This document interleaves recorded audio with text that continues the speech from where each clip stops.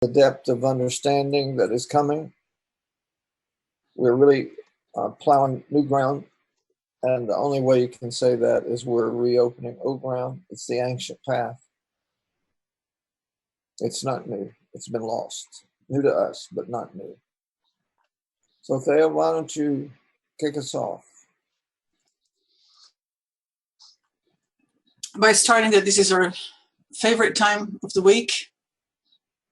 In getting in this material, every time I get back into this material, I realize how much I love it, and I realize how much I need it, because it is so much easier to talk it than to walk it, and we prove it every day. And that picture behind him with the lion and the ox, it's there to remind him that he can do it. That's what I mean. There is no one that we know that need this material more than anybody else, and that's us. So we're not here to tell you that you need this. We're here to share with you how much we need this, and then probably you need it too. But we need it.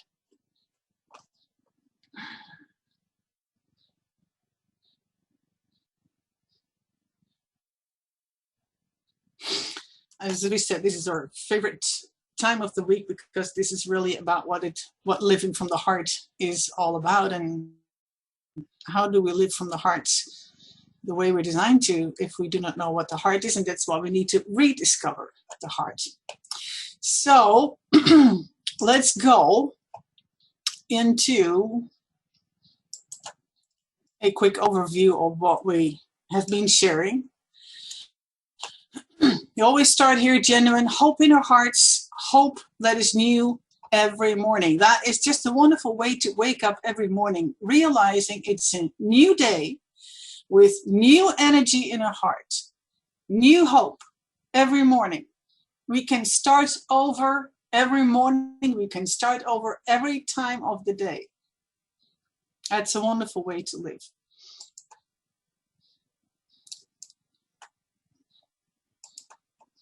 Two sources, ancient Hebrew and nature, are a source and a model, and they go wonderful together.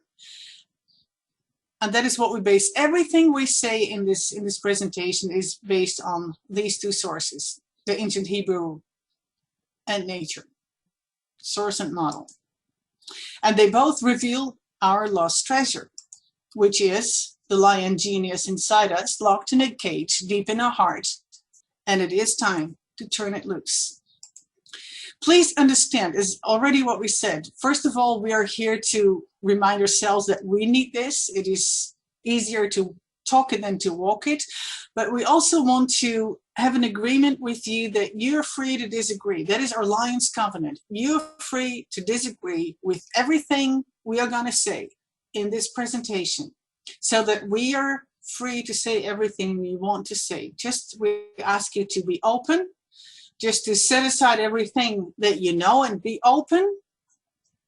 We're not here to convince you. We're not here to tell you what to think and what to believe. We're asking you to be open and to listen.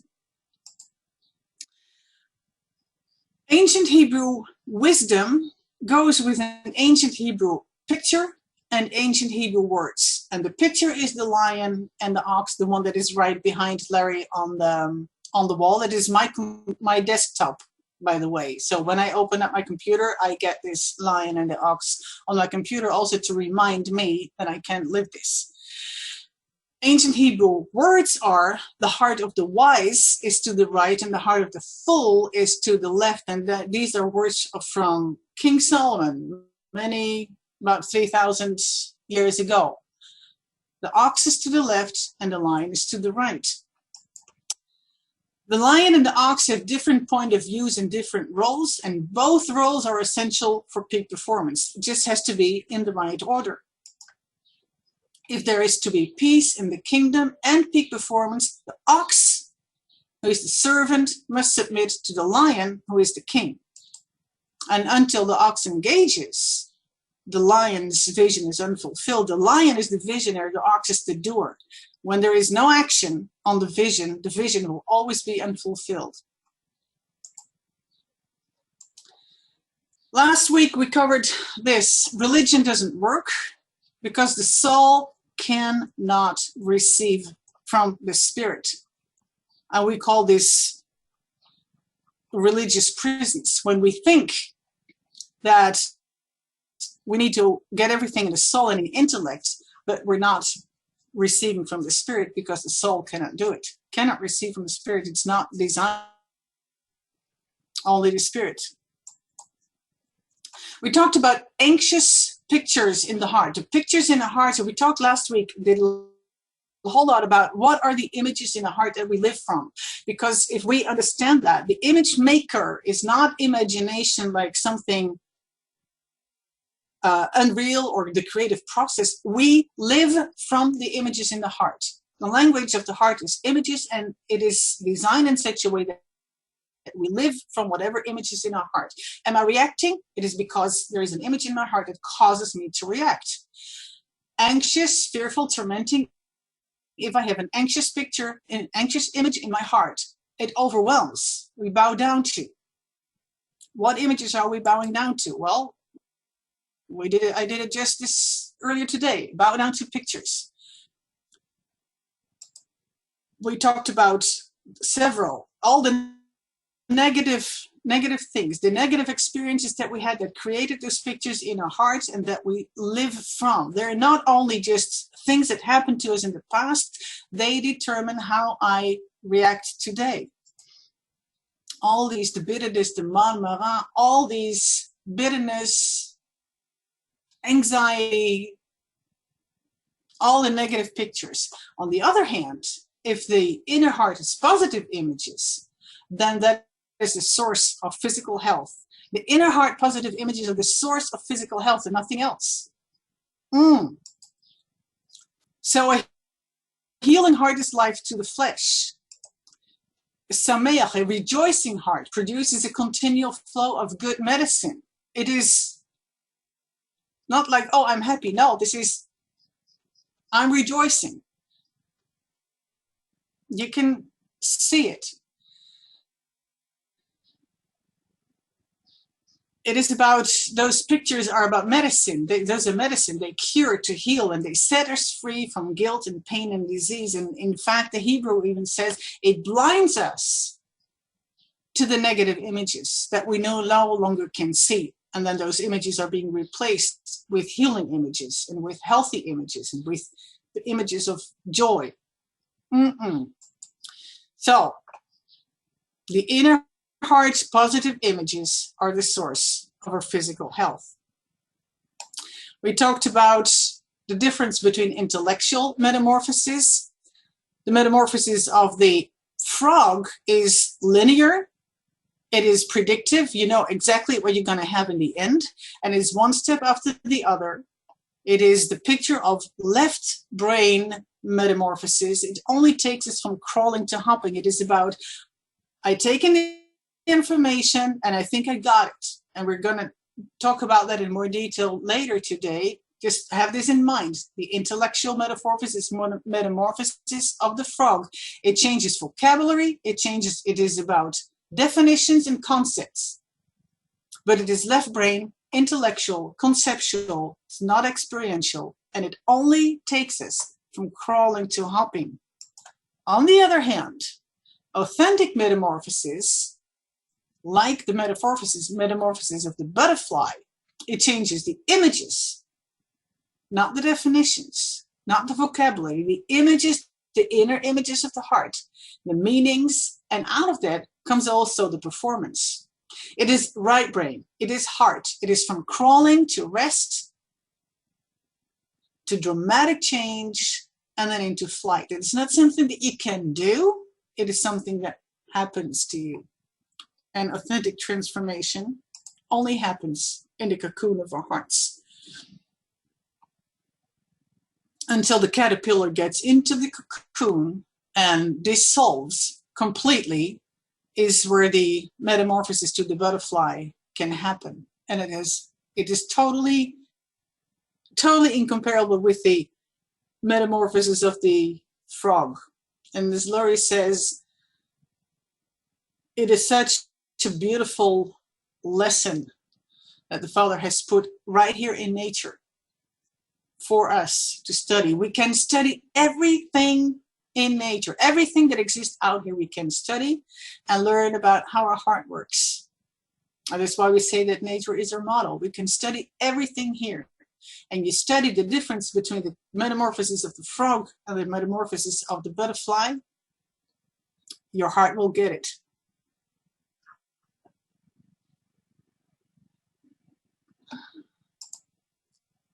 Real thinking. We talked about we have not really thought about anything until we think about what we just have thought.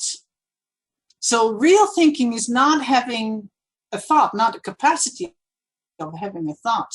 We have not really thought about anything until we think about what we have thought. And we can even add, we have not been really thinking about until we have thought about what I just thought, what I just planned to do. How is it going to have an impact on the people around me? How is it going to impact everything and everyone that is related? How will it make them feel? No one knows the thoughts of a man except the spirit of man, which is in him. Real thinkers frequently say, I was wrong. These three words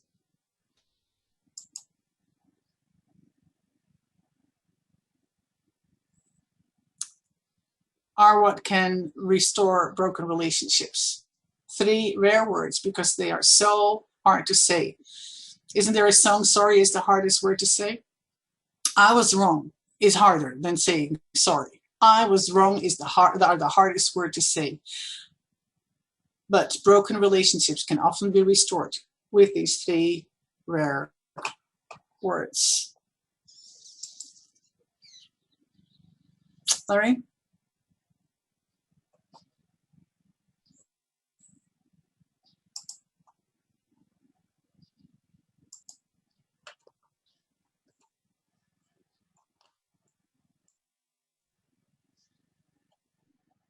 You're muted. I'm not only muted, but I've taken myself out.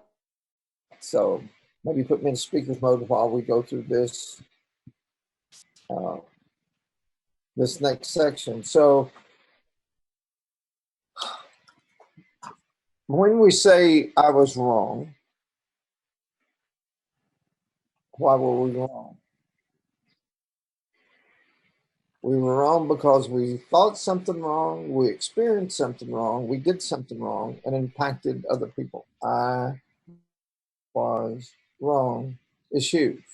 In the introduction, the very first day, we talked about, we start with a baby having a dream. And we talk about the need to return to the homeland, the dream.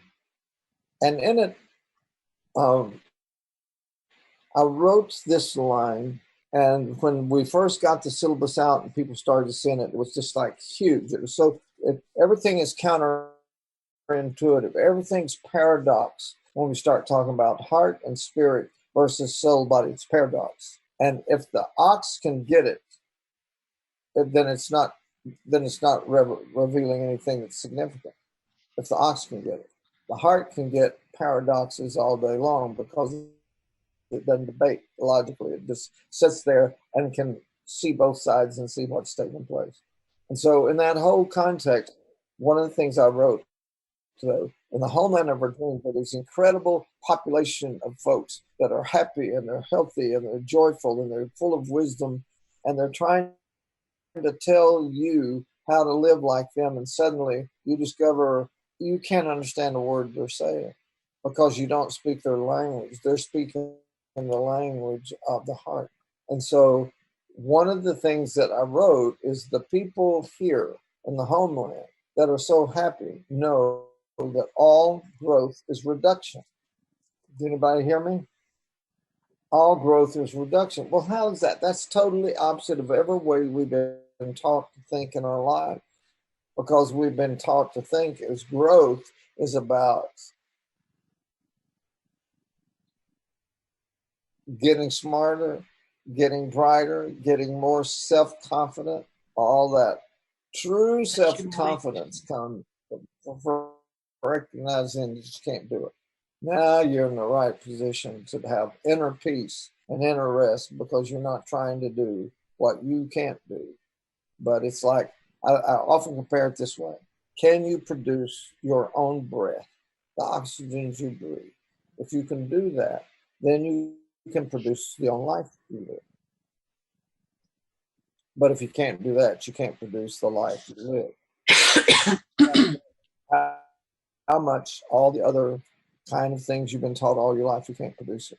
And most of you are old enough to know you've read book after book, you've gone to seminar after seminar, you listen to discussion after discussion, and still can't get up and say, every day, everything is really better in my life, instead of every day I'm finding the things I used to be dealing with, I'm still dealing with. I'll show you something really, really interesting right here.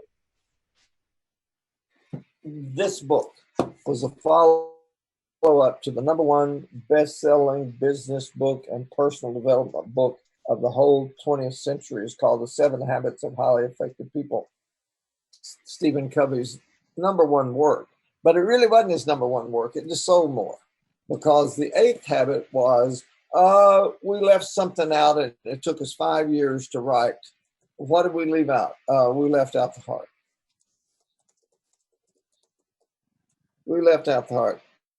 I'll tell you, if you won't tell everybody, he still left out the heart because he didn't start far enough back, but he got close. There's a lot of wonderful things in there. And because it wasn't just intellectual information, it didn't sell nearly as many copies because the left brain oxen couldn't go memorize the rules and say, okay, I'm going to do it. But what he does in the front of this book, and this is really significant, folks, I'm telling you, the #1 bestseller by business leaders voted across the board was The 7 Habits of Highly Effective People. And he starts his introduction here, the pain. And when he enumerates the pain, he talks about what he was getting from people in his seminars that had been with him for 20 years.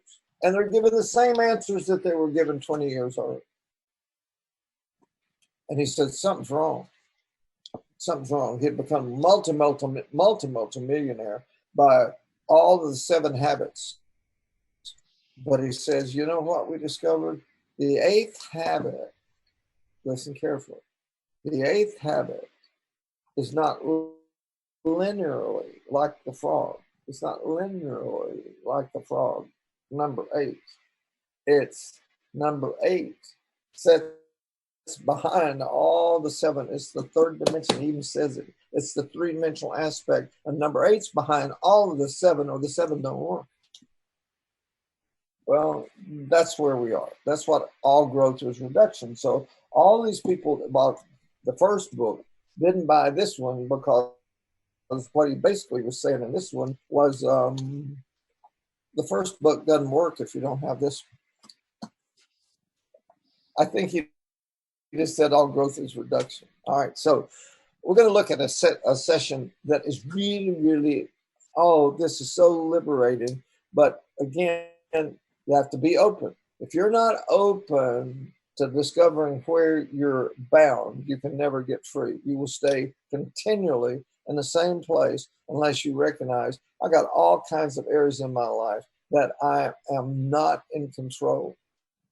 I can claim I'm in control, but I'm not in control. That's one that we covered a few weeks ago from some of you here just new. But the #1 thing in order to get free, the first step in getting free is to recognize we're bound and we can react. And we not only can, we do. Okay, so this next session is called The Spirit of Truth versus the Spirit of Error, or the lie versus the truth.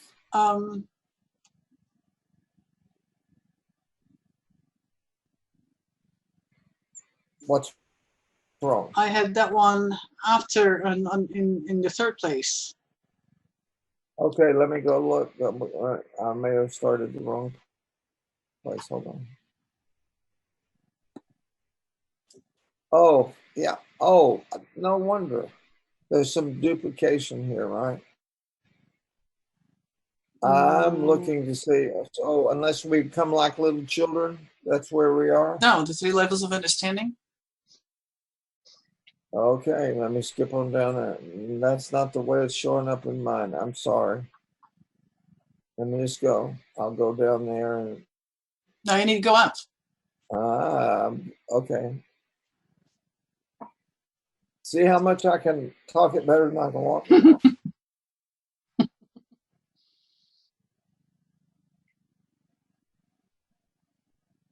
No, I don't have that one.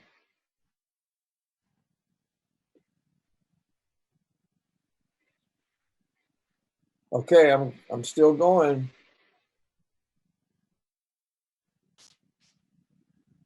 You need to Oh, go up. well, no. Sorry, everybody. This live demonstration. Okay, so we're going to deal with the three levels of understanding. Now, we covered this last week, but again, folks, A couple of Thea weeks and I ago. can. It does not matter how many times you've covered this. It's what's it take to get it internalized, or at least a place that when we screwed up, we know where to go to recover. It's not that we don't screw up, but we know where to go to recover. Okay, so there's three levels of understanding. The first level of understanding really is where somebody says, I understand, and we can be talking about the math, we can talk about what our opportunity is here, we can be talking about anything that you want to be talking about. The first level of understanding is when somebody hears you say something and they say, I understand. It's a surface, fast answer. Uh, you went the wrong way now. Mhm. I'm on level one. Can you go to level one?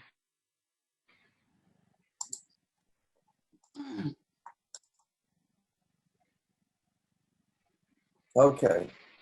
Level one, we're not being, it's blown up too big, Thad. Can you make it a little smaller? Because we're not being able to see the words at the top. That's because it is in black. Now you can see. Okay, good. All right, thank you. Level one, I understand. Now, this is the one that we've given most of our life, and this is the one we've heard most of our life. And it helps if you know that you're going to say, I understand. Many, many times you don't have the foggiest understanding. And other people are going to say the same thing to you.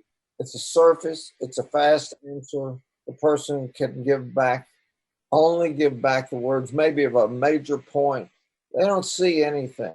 Now, folks, our whole thing, and this is difficult for some of you coming in at this point, we'll be starting back soon, but the language of the heart is images. And that's where we normally always start. And Phil, we need to always do that because of the new folks. Okay, but the language of the heart's images, it's not words. And we don't understand a single word in the world unless we get to the image.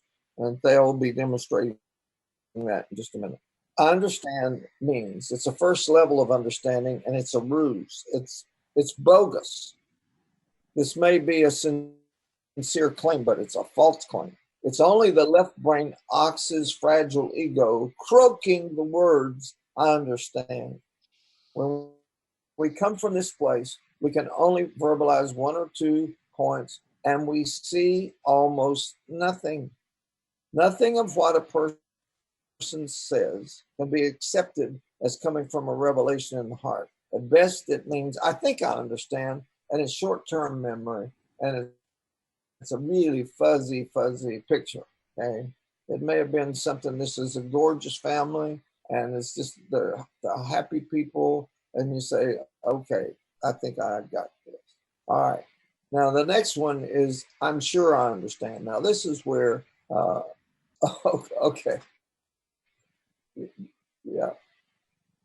Okay. This one is loaded with arrogance. This is the left brain ox at its fullest expression. It's, I'm sure I understand, because they can say the words perfectly.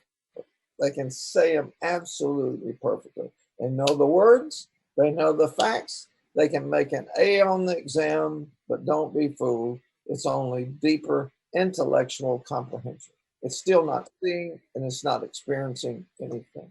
Level 3, that's just an amazing thing that happens. This answer comes after serious study. And from this level, we can give a full verbal explanation of the insights. From our Ox point of view, we're convinced that we truly understand. It's easy to be fooled by the deeper intellectual grasp. Our diligent study reveals a seeking heart. Faye, you need to be on the next slide. Yeah, this one. Okay. No. Yeah, okay. Our diligent study, so reveals a seeking heart, but there's a drastic difference between a heart that's seeking and a heart that has been energized by really seeing. So this is a little bit brighter picture, but it's still not an experiential picture. We comprehend, but we do not experience. Now, I want everybody to just think about this for just a minute. We got so much that we just come back over and over this material. This is about wilderness. This is about the land of definitions, and Hebrew is the land of the wilderness. It is completely devoid of meaning and it's not experiential. And it means we can comprehend something that we do not experience. And boy, the left brain ox that you know or that lives inside you, and we'll bump into them as we go about these paradigm shifts. We got 3. Paradigm shift as far as the technology, paradigm shift as far as the compensation, paradigm shift here. And this is the deepest one. This one right here is the deepest one because it's going against all the way Western education. It's all of our teaching, all of our schools, religious institutions, organizations are all been run by left brain ox for centuries. And so that's why we've been trained. So we think if we comprehend something and we can say it right, that we've experienced it. But that's not the motive to it. Now, level 3 is I'm experiencing understanding. True understanding is personal experience, not intellectual concept. So motherhood's not a concept. True knowledge and true understanding are not intellectual concepts. They are personal experiences, and they're full of feeling and rich in meaning. From the point of view of ancient Hebrew, we can only know what our hearts have seen and experienced. The word understanding in Hebrew absolutely is based on experiential understanding and not intellectual. Okay. Now, this is so challenging, but look at the difference in the picture. When we get to the experiential, then we've got a wonderful, wonderful view. We're seeing things like they need to be seen, and we're seeing this vibrant, happy family, full color, surround sound. That's what it means. When we see from the heart, we will have the desire and the motivation to stay with this lifetime of learning. Once it kicks in, you can't say, well, that was interesting. I'm going to go to another book that is written by another left brain ox or another transformational teacher that doesn't know squat about transformation. This has a vocabulary about transformation and is going to make you the source of transformation. If you will just properly do things right, you can transform yourself. Totally bogus, totally false. Nobody can transform themselves. Okay. If we have begun to understand, then we become aware of how little we truly understand and how much of our knowledge is only concepts and ideas rather than pure experience. Seen, experienced, accepted, and pursued. I'm getting wonderful feedback from those that are coming here and starting to participate in it. I've had a number of really wonderful people say, I wasn't even going to be here till I got here and heard what this is all about. And now I see how vital this is to my life, how I can help change the world because we've got a wonderful introductory point with the band. We've got wonderful compensation so nobody gets left out that's productive. But what changes the world is changes hearts. The world doesn't change till hearts change. Okay, so that's where we are. That's what's so wonderful about everything we're about here. So the right brain lion has three-dimensional movies, 360 degrees, surround sound action. That's what it's about. It's where beliefs and feelings are experienced realities, not intellectual concepts. I never will forget the morning, and it's not been too long ago, back in the last maybe 3 months somewhere, that Thea came to me and she said, I got in that place. That place, we mean highly visual place. That's when you're asleep and have a dream, or you get in the state that you're really in that visual state. And she said, I saw the math. I saw it. Blew her away because it was cubes within cubes within cubes within cubes and a gyroscope and interacting this way and interacting this way. And she saw it. And boy, when she saw it, she could start teaching the programmers who were getting it here but not see it. Okay, I'm telling you, your life doesn't change till you see what you see. That changes everything. And Einstein said it. Remember? Einstein said it. Experience is real learning. Everything else is just information. Wow. I told Thea, last night, Kim and I watched a movie on Tolkien, the man who wrote The Lord of the Rings.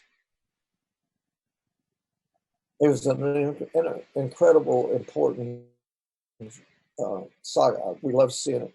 Kim's never watched it. She'll never watch anything that's that intensive, but I've watched it. My son's watched it 42 times.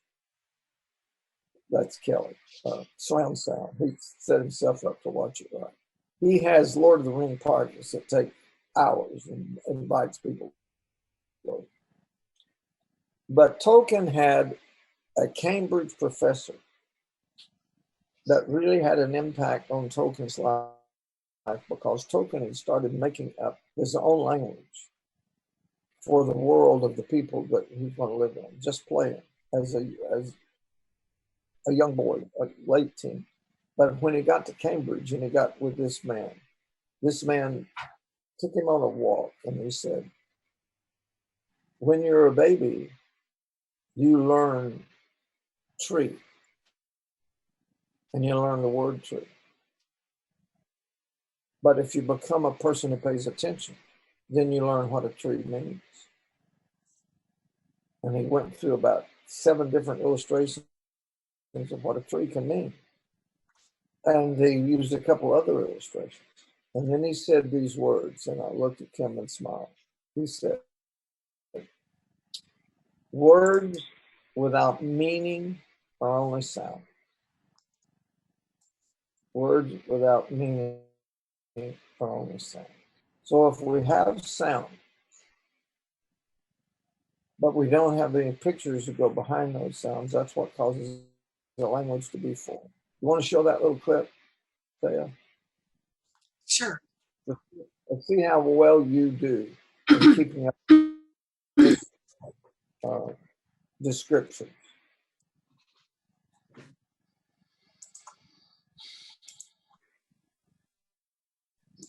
Tämän tekeleen päällä mä tasapainottelin tämän videon ajan. Siinä on yrttiteetä ja 2 ruisleipää. Moi! Jomalateleilyllä kantoraami Josmerille kaimeretuksella Mattesolmi-evakuoinnissa. Alltså det är ju en sorts där man handlar ju. Filen man råd ostaglig förkämpare med de skimattrupa med alla pluva som fan. Dessa fjortare plådar oss mot en boten och mas hemma. Kas sa olet maseksimas puska juurel? Mä ütlisin katoseksimme sun karvakormakkaral. Piljas karjuska, kadrupaili blakavesnajnjuru. Minjakral karvokalal ja diskimirin samboide. Bonsoir, j'accateur le boulesson savoie de 80. Che le buon oiseau skimonard, je le podiment. Mangiorno, pratti solla viretto, putta pesca madra solla. Ah! portoghese che formaggiois redezzaio al meriento, grammaia hauda duro, chistancere io paderesa me. I'd say I kill it in my bones. Dumb things in it. It's like a miraculously mobilizing felt tip pen, like a ordinary quiz sentence of a marinating follow-row. Chimisi chanata turu yokimasu. Yokitura basanchito yuskidilma toska. Masekituro yokimikte. La maniera que solo mató da mierda, que tondo quise solo un lugar abierta per viva con todo cómico pueses. A huevo, cabrón. Yeah, I mean, Trevor Mazender pairing like Moan and Fair. Follow me, like a pending French racket, Bologna value precisely. Hello? Dapat cidima, pedep milkar baba jipani mereka ariama magar jaunga. بدي كده ميلي جنبي باربا مقلوصة الواحد على الحباب ما يعرف التهدي من نفسك اشتقت لي عرهم مرقلاص نادرس اللغة العربية في البيت مش شاش مريلا سبقتم مش شفتش بس برك براكور كوبس بلا بهل البهات مش شفتش ايش انت دابو البطين لا توي ما تاي چنگ بت دابو بني بانگ. So how did you do? How did you do? Did you keep up with most of that? Now, I hope you were paying attention to the window that was saying when she switched languages, because this is an incredibly talented girl with sounds, you know. But I didn't even understand her English very well. I was still swarming in all of the other languages. You know, my heart couldn't handle all the stuff it was trying to handle. Even when she gets into English, whatever she says doesn't make sense because she's just putting random words together in a sentence. And there's absolutely no meaning. There you go. So the question is, how much are you going to talk today with no meaning? How much am I going to talk with no meaning? That's a big, big issue. Okay. So I'm going to go on to an area that is really just an overview of these three levels of understanding. It's the application. And it's a good time to become honest with ourselves. For any subject that we study, that we teach, or we talk about, we start to learn to ask ourselves this question frequently. What's my current level of understanding about what I'm talking about? We will discover that what was experiential yesterday can be today conceptual all over again. It's just amazing how programmed we've been. And then we can be right back into intellect. We can be right back in the concepts, not really experiencing. It's over and over. Being able to verbalize the words does not mean that we're experiencing the meaning of these words. One of the things I've gotten a lot from people is saying, when you start talking about this conversation, the passion that comes out is just really something. Well, it's because I see it. I see it. And I know that the vast majority of people I'm talking about don't see it. Okay. But I can't help from being passionate when I know we're solving a problem of an industry that's 75 years old that's left out 97% of the people by design. How can I not be passionate about that? I see it. And the wonderful thing is we have people that are already experiencing it, okay? So anything that we do not currently understand experientially is much more of a concept and abstract than we realize or that we're willing to acknowledge. A real experience is very often too hard to express in words. It's like, I wish I had words to explain what I'm seeing. That's what is wonderful when somebody, too deep for words. The lion knows what the ox cannot verbalize. Many, many times, the ox doesn't have the words to describe what the lion knows. Many times. I could almost say most times. Okay? Meaning's too deep for words. So, two realms of learning. Let's go back to this. Two realms of learning. The dream. A genius enjoying the language of our birth. You're experiencing the most wonderful dream of your life.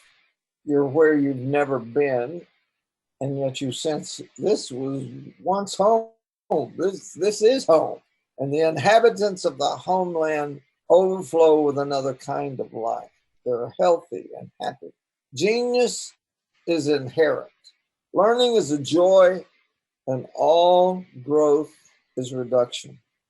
All growth is reduction. This phrase from Follow the Dream severely challenges the ox in all of us. It does not refer to the lion genius in us at all. It does not refer to the amazing validation of the learning capacity of babies proven by the gentle revolution. For those of you who are new here, we do a whole section on the gentle revolution, which was teaching babies how to do math, teaching babies how to read, teaching babies how to do scientific work. Babies, and I do mean babies. It does not refer to the first level of understanding, which we have mistakenly identified as an apex of growth. All growth is reduction refers instead to the current state of the vast majority of the adult left brain oxen population of the world. The only way they can grow is by reduction. Got to get rid of what they believe that's not true. The first level of learning refers to those things we do not know and cannot do that we acquire as new intellectual data or new skills that our soul bodies learn to perform. We learn to perform. This realm of learning is necessary. It's continual and it's limited. And it's by far the easiest of the two realms of learning to experience because we know it so well and we believe it so strongly. So I've got to be able to read, or I've got to be able to understand words. The second realm of learning is much more difficult and not even recognized by left brain ox thinking. All growth is reduction refers to the realm of the spirit and the heart, the realm from which we learn that what we know is not true. That's why it's reduction. The realm of the spirit and the heart, the rediscovery of the heart takes us to the realm from which we learn that what we know is not true. It refers in my Hills of Kentucky upbringing to what we believe that ain't so. This is where the lion, who's beginning to emerge, meets its greatest foe, the things that we believe that are not true. The biggest obstacle. I've often in seminars asked this question. There's two ways that you can grow. You can grow by learning something that you did not know, and we can call that growth. That's wonderful, and it is a form of growth. And we can grow by learning that what we thought we knew is not true. Which one do you think is the easiest? It's not even close. Most people are not remotely open enough to have what they believe challenged. I believe some things right now that are not true. I just don't know what they are. If I did, I wouldn't believe them. That's a profound statement. Let me read it again. I believe, meaning Larry, right now, I believe some things that are not true. I just don't know what they are. If I knew what they were, I wouldn't believe them. So how do I know that I believe things that are not true? Because the rediscovery of the heart has revealed so many things that I believed in the past, which I now know were wrong, that nothing but left brain ox arrogance would cause me to say, I no longer need reduction. Nothing else in my belief systems are wrong. Everything I now believe true. I got it. It's me. I've got it. I'm the one person in the world who gets it. I'm the one person who can walk it as well as I can talk it. Yeah, right. So let me give you a statement. This is worth writing down and pondering. The lie never becomes the truth, no matter how long it is believed or who believes it. Let me say it again. The lie never becomes the truth, no matter how long it's believed or who believes it. Doesn't matter if my parents believed it. Doesn't matter if my professors in school. Doesn't matter if my New Age guru believed it. It doesn't matter if my motivational, my PhD in science. It doesn't matter if it's not true. it's not true, and it never becomes the truth because somebody's believed it a long time. We're in a discussion yesterday about some of the aspects of what's going on in this whole scientific world. I can tell you that if you spend an hour to an hour and a half listening to the scientists and doctors in the world discussing COVID, if it wasn't serious and people weren't dying, you'd sit in the corner and laugh and saying, you talk about a bunch of left brain ox. They're just loaded and they're not agreeing. They're in absolute conflict. This study's in conflict with this one. This one's in conflict with this one. But it's like nothing I've ever seen. It's just being flushed out. Scientifically true? Yeah. I told somebody 2 days ago, I'll start putting my trust in science the minute they stop saying, oh, what we believed was true for 30 years is wrong. We're going to be saying a lot in the future about, I'm just looking to see if I don't have something else I can show you right quick. This right here. Can you see this thing? I hold it so you can see it.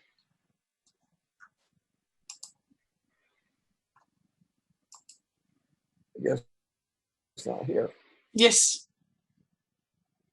This book on the emerging science of water is proving that everything that has been taught in biology is wrong.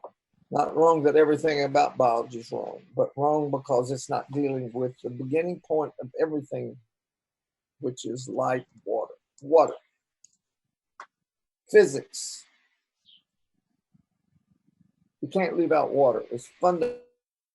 It's changing everything. And the resistance is off the chart. And these are leading scientists that are facing conflict all over the scientific community because they're asking scientists to admit they're wrong. Okay, big deal. So all growth is reduction. It means we're being set free from a lifetime of believing that the first realm of learning is where the action is and where the promise of authentic transformation will be experienced. This is where we're back again to the authentic metamorphosis. It changes images, changes meaning, changes performance. Its right brain and it's crawling to rest. It's a dramatic flight. That's where we are now. All growth is reduction means we need to start over. Rediscover the heart and relearn the language of the heart. And as Thea said before, authentic transformation. Are you not able to get these slides up? Yeah, 1 second. You've already shown this. Mm-hmm. Authentic transformation happens in the cocoon of our heart. It doesn't happen somewhere. Every insight in this syllabus reveals that genius is inherent. We've all been birthed as geniuses. God doesn't birth anything except geniuses, and even brain damaged children are geniuses. We just need to get the part that's damaged out of the way. Genius is inherent. Learning is a joy in all growth reduction. Every insight expresses our deepest desire to be released from the language of the foolish, focused on left brain dominance, in order to learn the language of the wise of heart, focused on right brain leadership, and to be united with them. Unless we become like little children, we'll never see the homeland of our dreams. Can't be it. Got to become like little children. Like little children means childlike, not childish. Childlike. Big. Go back to the picture there. This one? No, the one before. If you look on from left to right, that second child. No. Okay. Which one do you want? My grandkids. Okay. In the picture at the bottom, these are 4 brothers. The one left to the right. I need you to pray for him. His name's Isaac, and Isaac has COVID. Okay. And he's not yet had breathing problems. If it gets through to Wednesday, they'll say he's cleared, but he has COVID. And that means his brothers are a threat. His mother has lupus. So it's a dangerous situation in my house. And everybody's a prayer. I'd appreciate you praying for Okay, let's go on. I've got a statement that I ponder from time to time, and it's this. I hope that I will be the youngest that I've ever been the day that I'm the oldest I'll ever be. That my last day here will be the day of my greatest growth. I'll be more and more aware of my dependency. Since I can't keep the breath inside me, it's proof that I'm dependent. But can I be dependent on all areas of my life, like I'm dependent automatically for breathing? So now we're going to get to the biggie, the lie versus the truth.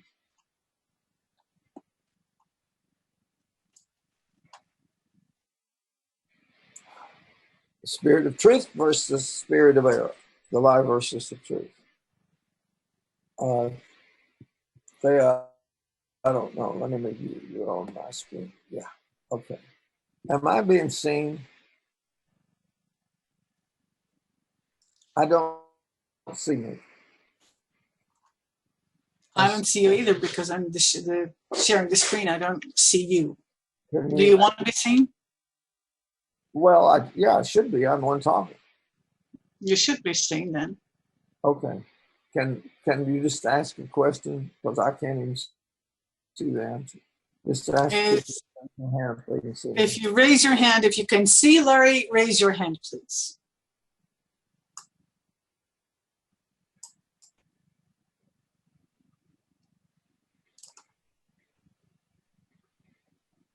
I have a few hands raised, so. Okay. Well, if a few can see me, then I ought to be able to see me. Okay. All right. So here we go. The lie performs its work. Wherever you believe a lie, wherever I believe a lie, it has these three predominant characteristics. It produces separation. Separation from what? Separation from people, separation from reality, separation. It produces fear and it produces depression. That's what the lie does. Steals, kills, destroys. The truth performs its work and it's right relationships, peace, and joy. If I'm in the place, if I'm in a place of truth and truth being experienced, you can't keep me from having peace and joy. Let me give you an illustration.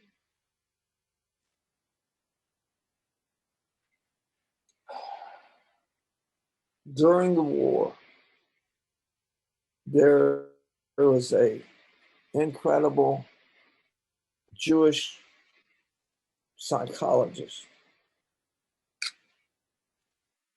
that had been captured. He had done major work. They took all of his thesis, everything from him. You know, am I talking about Weissel from? Who is it? You know what I'm talking about there? I thought I had his book closer to hand. I'm sorry. I'm not even, his name's not coming. Do you know? Your question was, sorry? I'm talking about the Jewish author that wrote he was in the prison camp, and he knew his wife had been killed, and he still survived. Viktor Frankl. Yeah, I'm sorry, Viktor Frankl. What he said, how he survived in the camp, and he had the most horrible experiences in the camp. How do you survive? And this is what he said. It impressed me so much. Nobody could keep me from enjoying a moment of bliss with my beloved. He knew his wife was dead. He knew his parents were dead, but nobody could keep him from being able to go into his heart and re-experience. Remember in Hebrew is not remembering intellectually. Remembering in Hebrew is deeper than that. It's re-experiencing. It's being heart engaged. Re-experience. Nobody can keep me from a moment of bliss with my beloved. That's how he survived. So that's the whole point. He could be at peace and joy on the inside because he wasn't out here where they were making him get down in a latrine and clean them out. He was in his heart in fellowship back in those, reliving those experiences. I'm going to tell you another story right quick. I had a cousin. She's about 12, 13 years older than me, first cousin. About 20 years ago, her husband left to go help their son do some things in a cornfield, and he never came back. He had a heart attack. She nearly died. She was so good. He was everything to her, and she nearly died. And the doctor was so concerned about her dying. Her depression was so deep. The minute I found out about it, I got in my car. It was 5 hours drive back in the mountains of Kentucky. And I set her down and I said, I'm here to tell you something that can enable you to get through this and enable you to continue to live it. She's still alive, and she's not 97 now.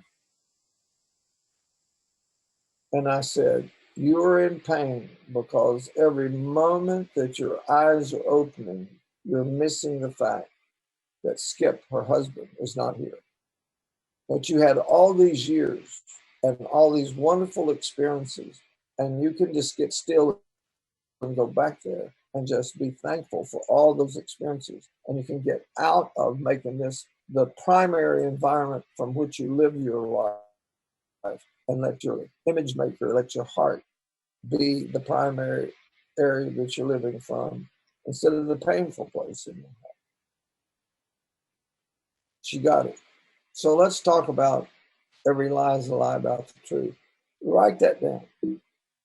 It's huge. It can change your life if we recognize it. The lie never becomes the truth, no matter how long it's believed or who believes it. The conflict between the spirit of truth and the spirit of error, the lie versus the truth, is the greatest conflict in the universe, which means there's no end to the lies postulated and believed that ferociously resist the truth. World-class scientists, ivory-towered academics, theologians, or our mamas and papas, it does not matter what anybody believes or how dogmatically they insist that what they believe is true. The real question is, what is the source of what anyone believes? What's the source? Is this belief a manifestation of the spirit of error engraved on the heart of the speaker, or is it the spirit of truth creating the image on the speaker's heart? That's all that matters. If we believe the lie spreads its cancer, separation, fear, and depression. If we believe the truth produces right relationships, peace, and joy.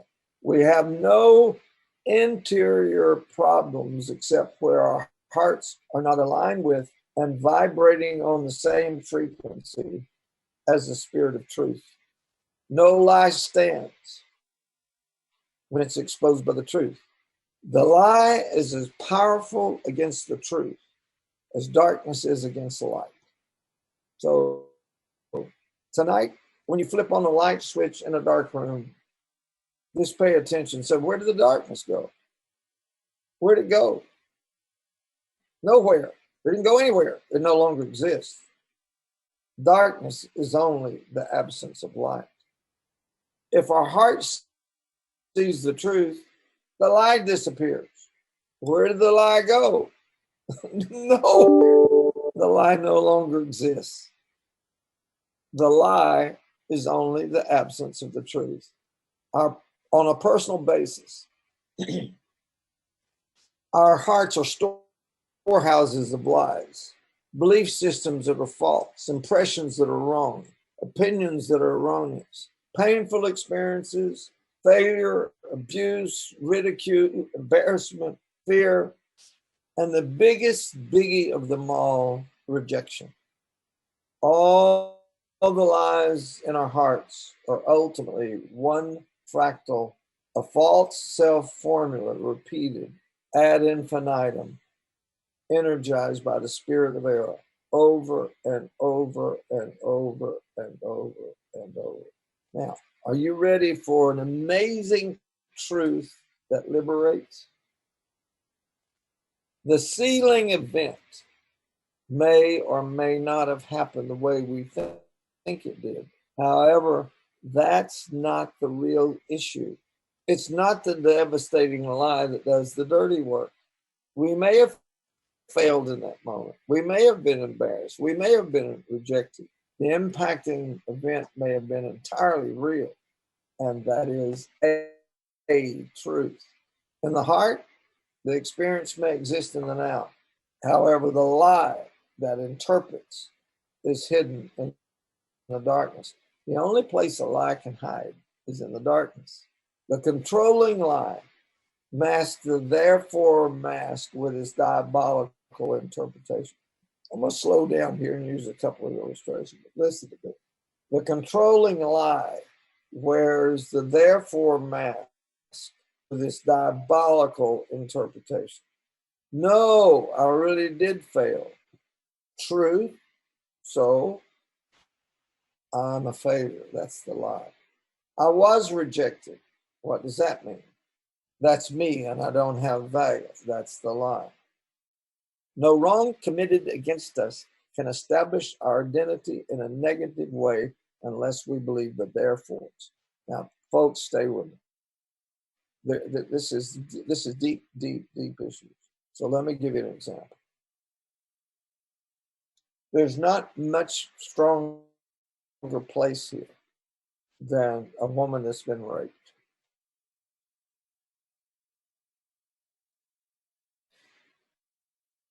And I've sat on more than one occasion with women that have been raped. And they say, it's not a lie. I'm not believing a lie. I was raped. That's not the lie. That's the truth. What's the lie? I've been soiled. I've been spoiled. That's a lie. That's a lie. No victim can be destroyed by whatever happens to them unless the therefore comes and that affects their identity in the future. That's what happened. I did lie. Okay. I did steal. I did cheat. I did whatever it was. That's the truth, but that does not establish my less. The therefore is there and it's accepted. The greatest opportunity for meaningful success and service to mankind are birthed out of death. Lies that no longer exist because the truth has been embraced in the heart and the head doesn't count. The truth about the lie makes the lie disappear. The truth about the lie. So if we recognize this, then there's an amazing thing that we get the opportunity to do. Learning how to identify the therefores is one of the most important blessings that comes from Rediscover the Heart. Make a habit of asking the question, what's the therefore that I'm believing that's not true? Or this happened, but what does it mean? Or if I keep believing this, what will be the result?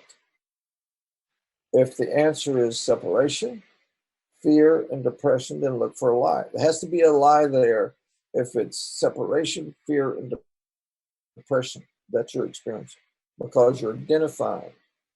I give you an example. So, if I do something that I shouldn't do to fail, if I say something that I shouldn't say to fail, and then I get still, and I think about what I thought, I think about what I said, and I know that it was wrong. And I ask Thea for forgiveness. And I really want her forgiveness. Do you understand that I'm free if she refuses to forgive me?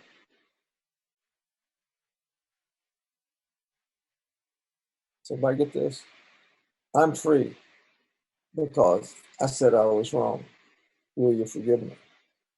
If she doesn't have that capacity right now to forgive me, that doesn't mean that I stay in separation, fear, and depression. My heart's clear. I cleaned the slate. I said it was wrong. It's freedom to say you're wrong. It's incredible. So just know that the negative experiences of our life are things that happen along the way. They absolutely happen. But how did that establish identity for me? I'm a person that stole. I'm a person that lied. I'm a person that cheated. I'm a person that I got a whole long list. I won't ask you for yours, but I got a whole long list. But is that who I am? It's not who I am, and I'll let that be a permanent identity. Because with that permanent identity comes the therefore that means. I mean, sometime we're going to go someplace else here.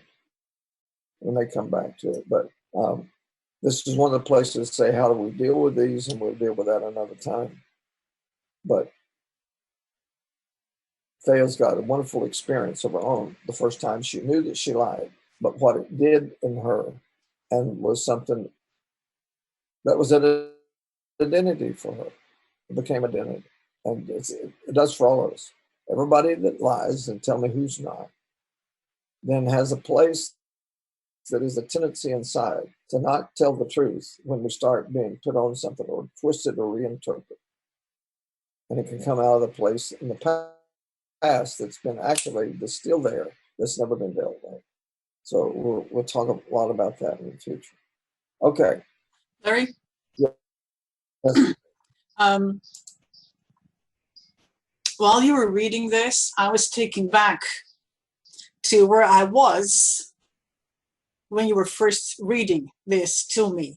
These insights we have, Larry has been writing and we would read to each other, and that is how we went through it. We were sharing it back and forth and back and forth. And I'm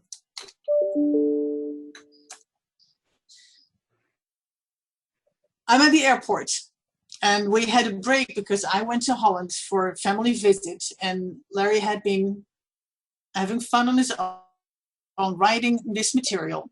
And I'm in the airport, and I have time in between before I get to boarding. So we're on the phone, and Larry reads this to me. And when he reads, just painting this picture, just imagine it's night, and you get into a room that is not light. The room is dark. And the moment you switch on the light, where does the darkness go? Nowhere.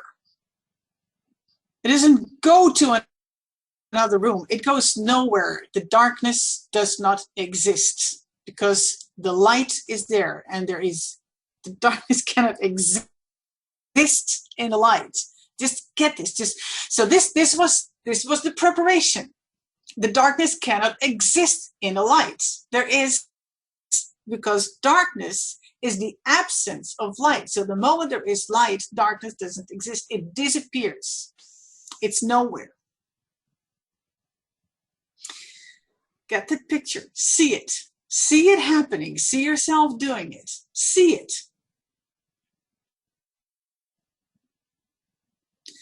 And then the next one that is it is so liberating. And I started laughing. I started laughing so hard when he said it. It was so liberating.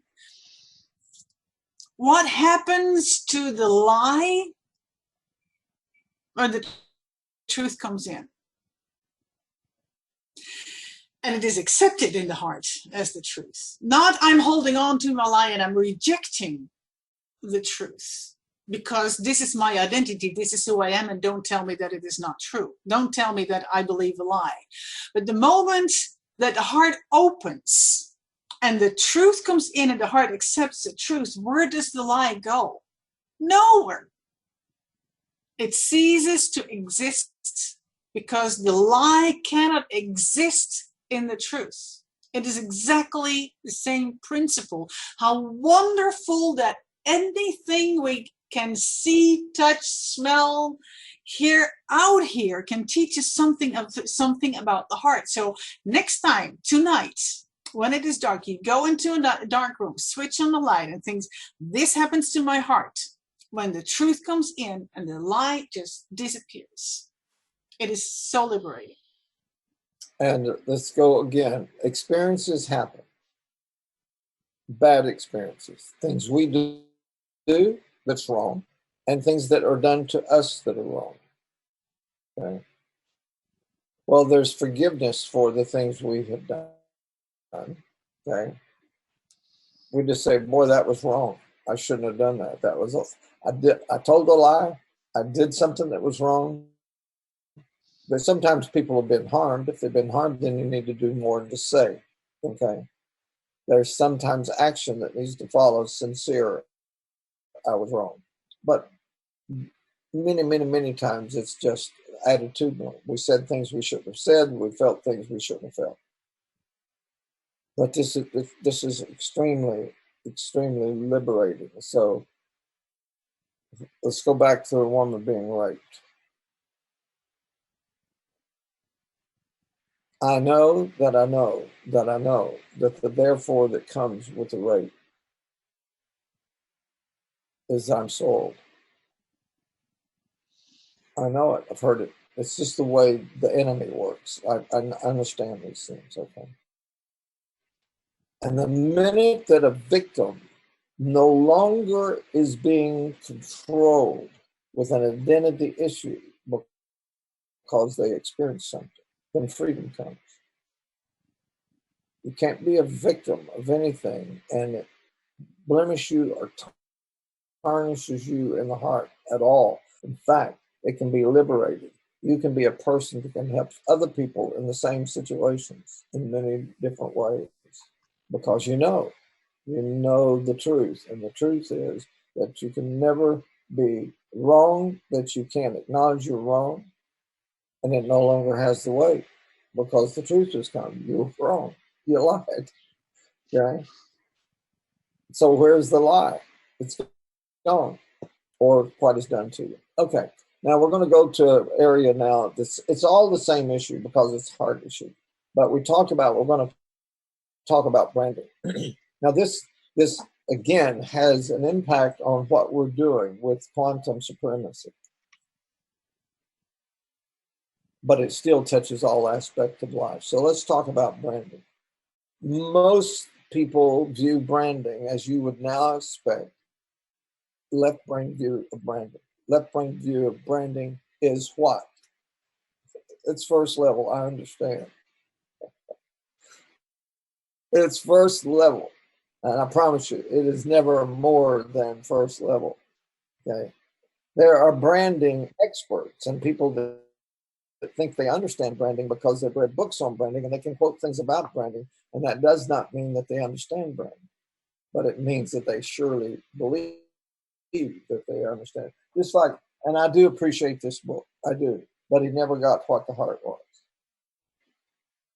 He didn't start the right place. Okay. So he said a lot of good things, and practicing what was in here would get results. But we start with ancient Hebrew because I want to know what the Father says. I don't have a right to create my own vocabulary, and He's given us His. So that's where we always start. Okay. So let's talk about branding. The first thing about branding is your brand must be distinctive. It's values that make you different. And you don't have much a possibility of establishing a brand if there's nothing about what you're doing that makes you distinctive. Now, let me give you an example of something. And again, I read some incredible research this week of major investors that are trying to say to everybody, you have to stop thinking of stock market and you need to start thinking of companies that are changing the world because we're now into a completely different world where technology is going to determine the future. And it's not the way things were done in the past because the past has been severely set aside by what we're doing right here to talk among ourselves. And in 2 conversations that I had, or 3 yesterday, I've said this phrase, and it's really important for everybody that wants to really embrace our brand and understand what our brand is really all about. said these words. Marketing is about story. When we get the story clear, then it's not about selling, it's about telling the story. And the story will capture hearts if the story is told well and the story is told with passion. Passion, passion, passion. Okay? The brand must be distinctive. It must be values that make you different. The oldest story in multi-level network marketing, the oldest story is we have the best nutritional product. If that's your story, then you don't have anything distinctive. Now you're going to explain why it's a different kind of juice or it's a different kind of nutritional component. That'll make you different. Your story's still the same. And it's not going to be something that gives something more than it was expected. That's what you're looking for here. It's about service. It's about having values that make you different. We're working on that. We need to improve on those aspects of value. And just the value, rediscover the heart means that I always try to see where the heart of the person I'm talking to is and relate there and not relate from a place of superiority. That's why Faye and I keep saying, we need this more than anybody. We proved it to each other an hour before we were here, okay? We proved it. This is not something you say, okay, I got it. When somebody thinks they've got it, and we have lots of people who think they do. We have lots of people say, I don't need philosophical stuff. We don't need that. And I know that we just lost another left brain ox that doesn't know how brilliant they are and what wonderful equipment they are and how they could become somebody that could change the world if they'd recognize there's the lie versus the truth. And the lie is you are a liar. And that's how you started life. But it's been in a cage. But if you think you know, then you don't know, as you ought to know. So that's first thing about branding. It needs to be distinctive. Okay? The next thing about branding is it must be, I'm waiting.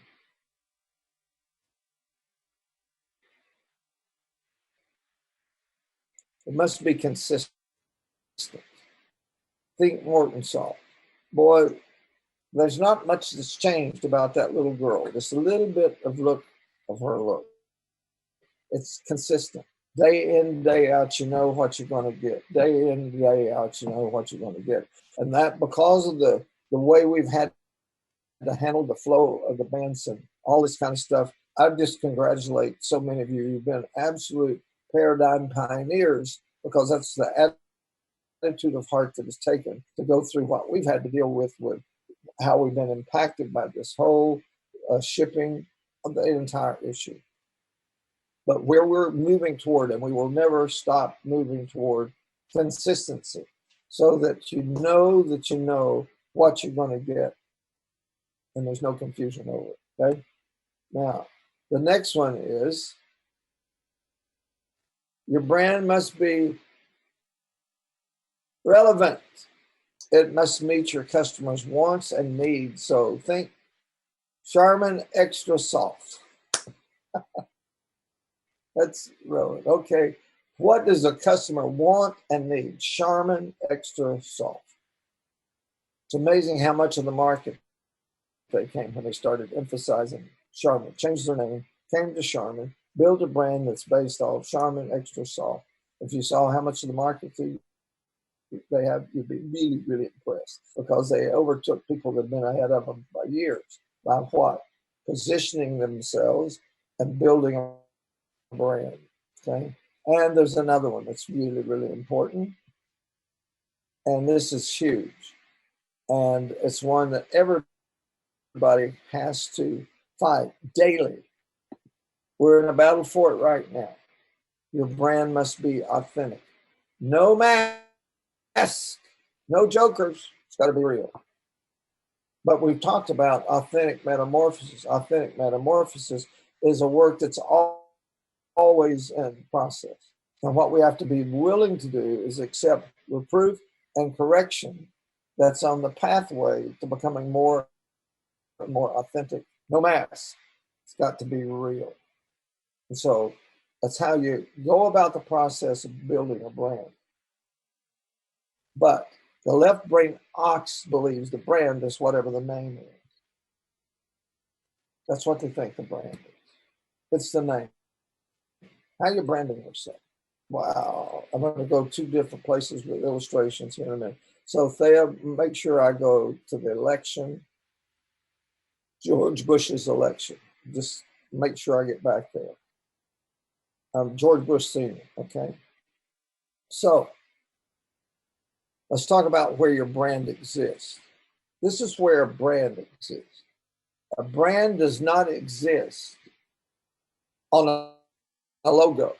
A brand does not exist in a commercial. A brand only exists when it's in the heart of your family, your customers, or other relationship. A brand only exists in the heart.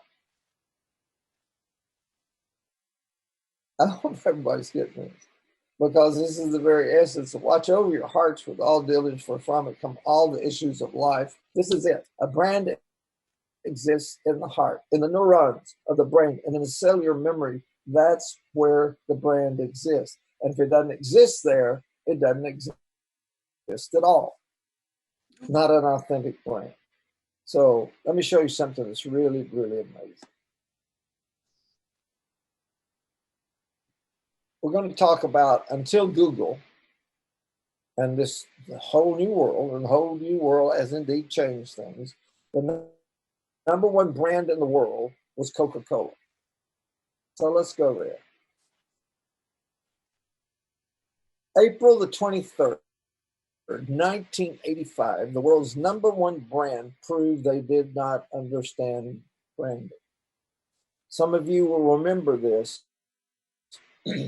Pepsi established something called the Pepsi Challenge. And the Pepsi Challenge was a blind test. And it was a blind test that was done in malls and sports arenas where there were large groups of people, and they had 2 different glasses of drink, carbonated drink, and they asked you to taste both and determine which one you like the best. And almost 70% were choosing Pepsi over Coke. It was a huge threat to Coke because they decided to do their own tests. And so they developed something called New Coke. And it's all it was just a little bit more sugar. That's all. And so they did their own left brain ox test. And what they discovered is that consumers were choosing their coming new Coke 2-to-1 over the old Coke. So guess what they did? The left brain executives killed the brand for all these years, and they introduced New Coke. Now, this is what the left brain ox did. The left brain executives had reduced brand power to the taste buds on the surface of the tongue. Well, that's what a brand is. And these people are choosing. Their soul is choosing, I like this taste better, and so this is what I want. They reduce branding to taste buds on the surface of the tongue. How amazing. Instead of, now some of you are going to get this and this will stun you. Instead of every Coke experience that the name and the taste activated in the hearts of the owners of the brand, who own the brand. Did the executives of Coke own the brand, or was the brand owned in the hearts of the consumer? Folks, this is a really big deal. Really, really big deal. Who owns the brand? The consumer owns the brand, or you don't have a brand. In other words, when a person drank Coke, then they were taken back to what it was like when they were teenagers growing up. This was the Coke brand. Millions of personal images in the hearts of Coke customers. The taste of Coke activated all of the images in the heart at a completely different level where the brand really existed, and the executives knew nothing about branding. The brand Coke was in the hearts of billions of consumers with their personal experiences of what the taste of Coke meant to them in their life. Okay? So this is what happened. It took 77 days. And 70 days later, right brain passion for the brand forced the executives to resurrect the real thing. Now, folks, I don't know how to be more exact about this. This was the number one brand in the world at the time. Number one. Pepsi wasn't on the radar screen as far as the world was concerned, the amount of money that Coke was making. Not close. And yet, the left-brain executives got so threatened by that Pepsi challenge that they developed their own. And when they saw the results, they killed the number one brand in the world and tried to introduce something called a new Coke. How about that? That tells us tons about what branding is really, really all about.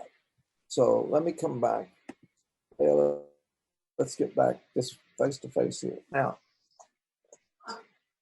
it takes time to build a brand. And it takes time to build a brand by finding out, just like Deming said, do something, somebody's got an idea, put it in motion, test results, find out what's wrong, start over. That's how Japan ended up producing superior cars, the Deming method. Have your idea, plan, do, study, act. That was his whole deal. Okay. Somebody plan, think, come up, line idea. Okay. Then go do, implement. Well, the ox is the one that says this doesn't work. We've got the data and this doesn't work. Find out what's wrong and start over. And Deming's whole thing was very, very simple, that a scientist's number one responsibility is to find out what's wrong, not what's right. So when we implement something, moving down the trail, we have to look at what results are, no matter what it is of any kind, and say, okay, what's wrong? What's results? Start over. That's the creative process. And that's where we're committed to be.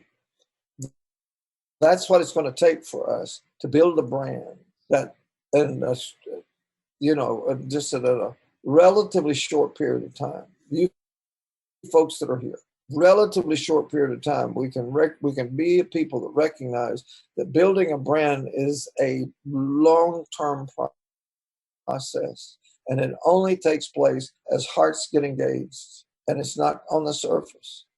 I'm absolutely delighted, because when you get money in the hands of somebody that needs it for groceries, you're not even saying you have to buy a buckle.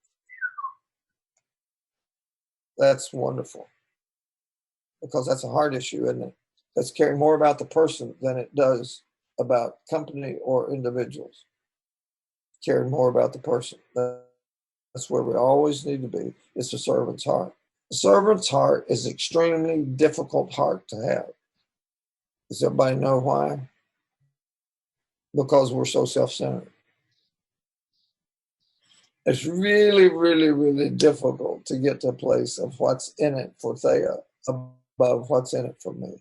Now we can say that, no, that's easy. If you love somebody, well, how many husbands and wives love each other but exercise off and on all day selfishness? Okay. I've said it oftentimes this way. You want me to come home with you, or you want to come home with me? Okay. And if I come home with you and I hide in the corner, it won't take me too long to find out. Even though the Father says that Thea and Udi are one, I won't have to be around too long to find out. They're butting heads over something. And if you came to my house, you'd find out Kim and I are butting heads over something. Okay. And so, but that's the process. We're committed to the process. Alex is committed to the process. Mike's committed to the process. So you heard, those of you who heard the other night, we're committed to the process. And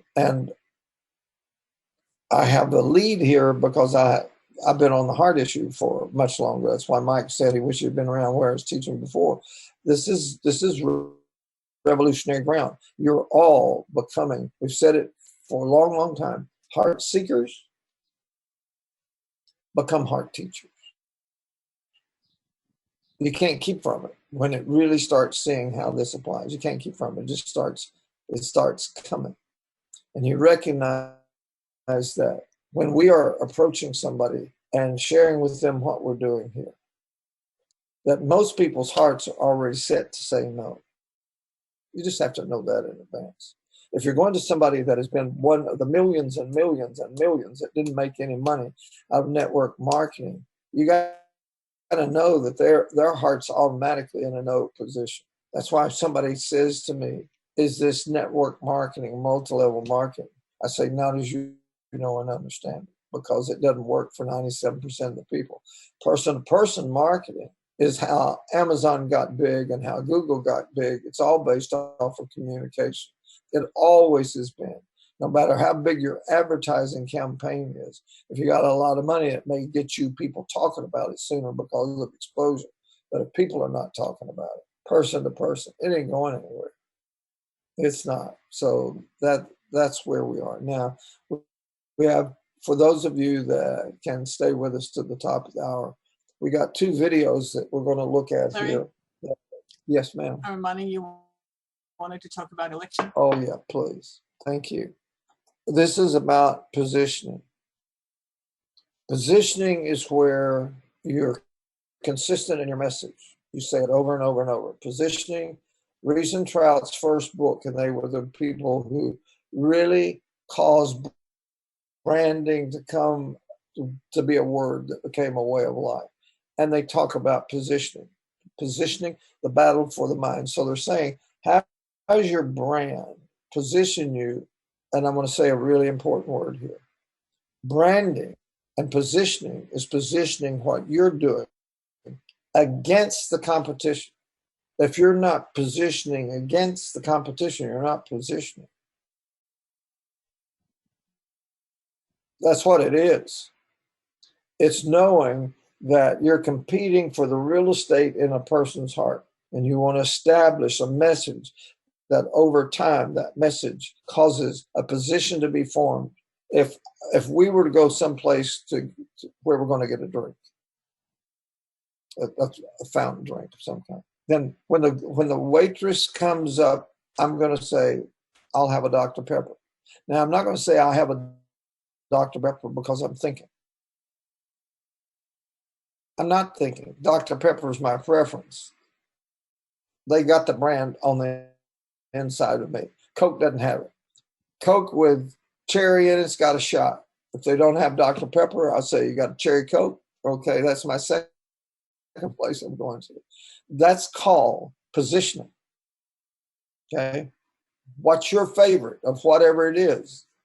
If you got one, you're going to speak it because it's there. It's in your heart. Okay. In the election where George Bush became the president of the United States, he was running against a man named Michael Dukakis. Now, I hope you hear this because I'm going to try to say it clearly. The ramifications are huge. Millions and millions and millions of dollars being spent by both parties to try to make sure their candidate won the election. Interview after interview after interview after interview after interview. George Bush's team had read Positioning the Battle for the Mind. And the only thing that was wrong about the book is they should have said heart. Other than that, they had it nailed, okay? Positioning the Battle for the Heart. The day before the election, it was viewed to be the closest election in American history. at that point. 37% of the people in this nation had not decided who they're going to vote for. 37%. Never been anything like that big spread. George Bush, every single interview that he had, said this. If you ask him about anything, he would give an answer about that, but then he would close, but read my lips, no new taxes. And he said it for months. Read my lips, no new taxes. Read my lips, no new taxes. Dukakis did not have a positioning statement. 37% do not know who they're going to vote for.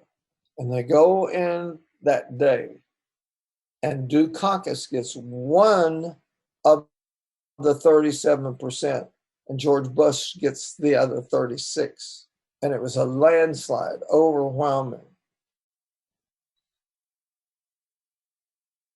And I'll tell you something, if you promise to tell everybody else. Do you know why Bill Clinton was elected president of the United States? Does anybody know? Because George Bush lied and he raised taxes. How does somebody with no name come out of Arkansas and win an election against somebody that had been a vice president twice and has now been a president with all the power and all the clout? He lied. No new taxes, and he raised taxes. Okay? What's that? Positioning the battle for the heart. Yeah? Okay, thank you.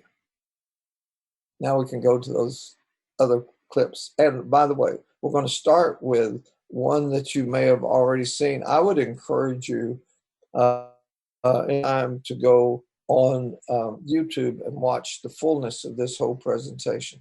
But this is absolutely is deeper proof, except there's only one thing. This man's an atheist, and so he thinks the reptile's the key instead of God's the key. That's his only problem.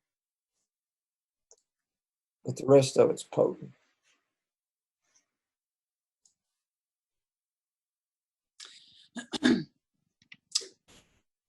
The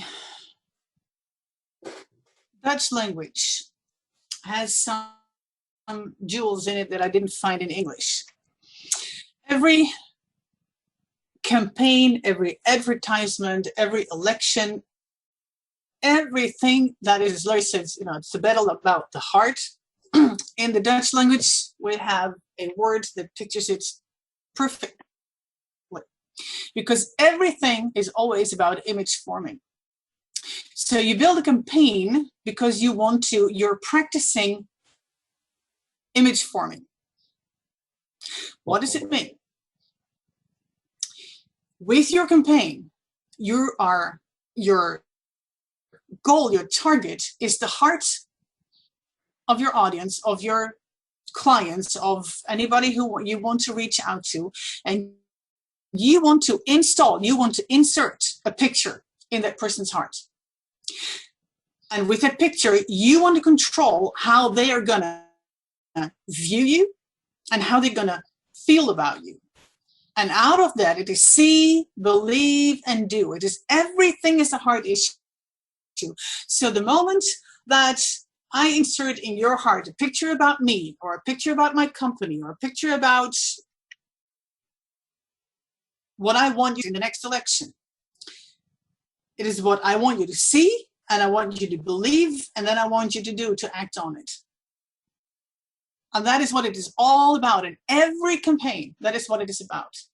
That is exactly what Larry says, that they call it the battle of the mind. It is wrong because it's the battle about the heart. The moment that I have inserted the picture and you have accepted the picture, now I control how you think about me, how you see me, think about me, what you believe about me, what you feel about me. But that's not it. It starts to become what you feel about yourself when it's concerning what I'm talking about, my campaign. And that's it. It's image forming. It's good. How do you say that? It's called that now you own a piece of the real estate in the heart. Yeah, that's what it's about. You're battling for. It's all positioning is against the competition. It's against the competition. If it's not positioning. Okay, let's watch that video. Yeah.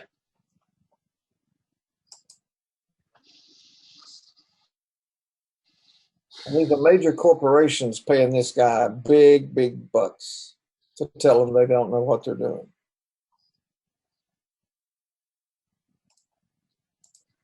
We've seen it before, but repetition is very important for the heart to internalize. And every time that we view it, we get something more, deeper, things that we didn't see before and couldn't get before. Pai lives in a baronial mansion in upstate New York. Price-quality relationship. Fortune 500 companies and their advertising agencies flock there Levels of value. to drink French champagne, Rolls-Royce. admire Rapai's many cars, and listen with rapt attention to his insights on the irrational mind of the American shopper. And we have to understand for each product what is the dynamic behind that. What is it that people are really buying there? We still have people that buy things that they don't really need. Sometimes a product is not expensive enough. What sets Rapai apart from many other market researchers is his belief that consumers are driven by unconscious needs and impulses. My experience is that most of the time people have no idea why they're doing what they're doing. They have no idea. So they're going to try to make up something that makes sense. Why do you need a Hummer to go shopping? Well, in case I need to go off-road. Well, you live in Manhattan. Well, you didn't need a four-wheel drive in Manhattan. Well, sometimes I go out and I go in. You don't need to be a rocket scientist to understand that this is disconnected. This has nothing to do with what the real reason is for people to do what they do. Rapai began his career as a psychiatrist in Europe studying autism. My training with autistic children is that I had to understand what these kids were trying to tell me with no words because they don't speak. Wow. So then that's part of my training. How can I decode this kind of behavior, which is not a word? Rapai claims that there are unconscious associations for nearly every product we buy, buried deep in our brains. One of my discoveries was that when you learn a word, whatever it is, coffee, love, mother, the first time you understand, you imprint the meaning of this word, you create a mental connection. And so actually every word has a mental highway. I call that a code, an unconscious code in the brain. Corporations love the idea of buying a single key to the psyches of vast numbers of consumers, a simple code that lies behind millions of individual decisions.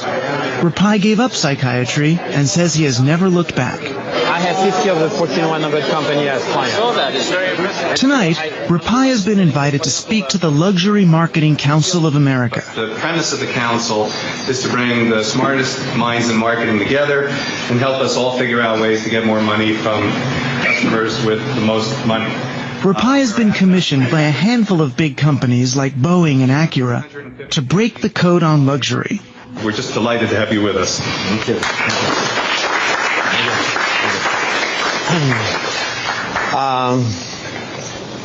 I don't believe what people say. So some people listen to what they say and they say, well, you want to buy that? You want to do this?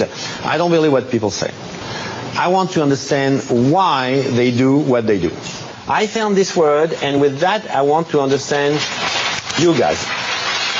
And this is the word. I hope I didn't make a mistake, but the right spelling? To crack the code on luxury, Rapai conducts a series of focus groups. I'm serious. That's what I want to understand, how you feel about it. And anything for me is interesting. Money! He takes his subjects on what he hopes will be a 3-stage psychic journey. Past reason, through emotion, to the primal core, where Rapai insists all purchasing decisions really lie. We start with the cortex. Because people want to show how intelligent they are. So give them a chance. We don't care what they say. When people try to sell you luxury things, what kind of word they use? Well made. Well made. Nothing new there. And then we have a break. they're usually very happy with themselves. Say, oh, we did a good job and so on. When they come back, now we go into the emotion. And I tell them, you're going to tell me a little story, like if I was a 5-year-old from another planet. Exactly. So suddenly they are into a mindset that is completely different. They don't try to be logical or intelligent. They just try to please a 5-year-old from another planet. I will send you and your entire family to Maui. They don't understand what they're doing anymore. Good. That's what I want. At the end of the second hour, when we go to the break, they say, this guy is crazy. What is he doing? I thought I understood what we were doing. Now I don't understand anything. I mean, I get paid to do that? This is excellent. This is what I want. You're going to be chosen for a new reality show. That's what it is. A reality show. Right. Wait, there's 19 of us? They're going to give we all have our rooms? They're That's going to give you $1 million. They want to see how you spend it. Maybe that's if you what waste it or not. Yeah, right. Then when they come back for the third hour, then there is no more chairs. Go back in. Oh, what is going on here? How come no chairs? And I explained to them that I would like them to try to go back to the very first time that they experience what we're trying to Make understand. yourself comfortable. Rapai is hunting for our primal urges. He's after what he calls the reptilian hot buttons that compel us to action. It's absolutely crucial to understand what I call the reptilian hot button. My theory is very simple. The reptilian always win. I don't care what you're going to tell me intellectually. Give me the reptilian. So I'm going to turn the lights off now, and we're going to all relax together.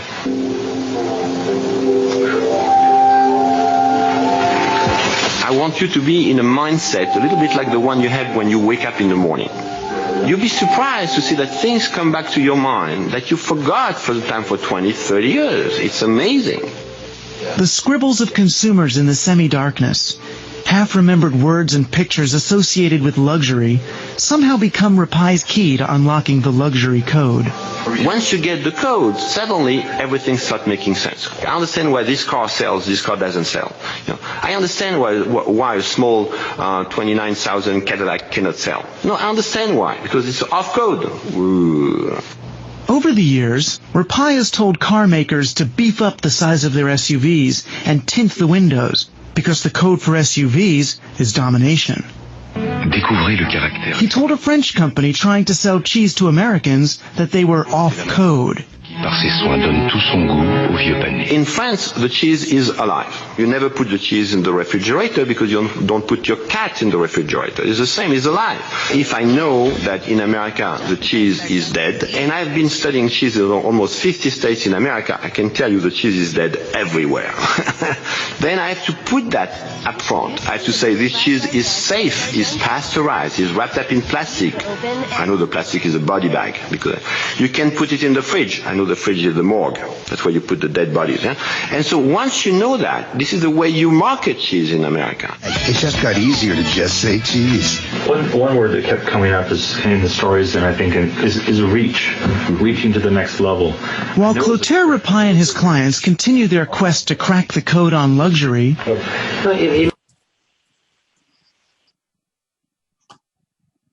Okay. Okay, now what's amazing here is if you look around and you see SUV cars and they got bigger because Rapai told them they needed to be bigger because the code word for SUV was domination, tint the windows. The little old lady feels a lot better inside that big thing against everybody else that's out there, or the guy that with a huge ego just wants to say, I'm bigger than you and I'm badder than you and I'm meaner than you. Boeing Airline designed a whole plane based off of what he did with the code word for luxury. And they said, nobody, now you could see this in the next one.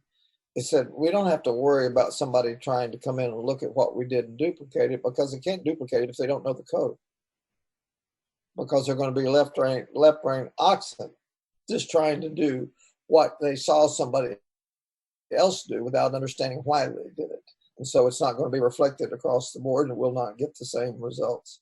So that's why this is such a huge, huge issue. I want to go one other place, and this is going to take us over just a little bit, but I don't know how to say in any more clearly that rediscovery of the heart is such a huge issue because it's been lost for centuries, and that the proof that it's lost is what we just saw.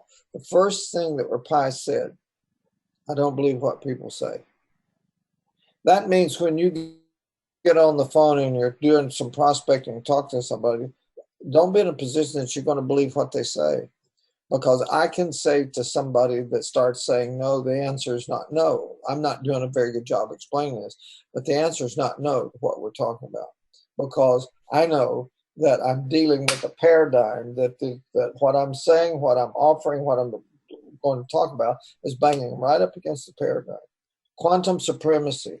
Do not ignore that word because it's going to be bigger next year than it is now. It'll be bigger the next year and the next year because more and more people are going to understand that you have to get to the quantum level to the core issue.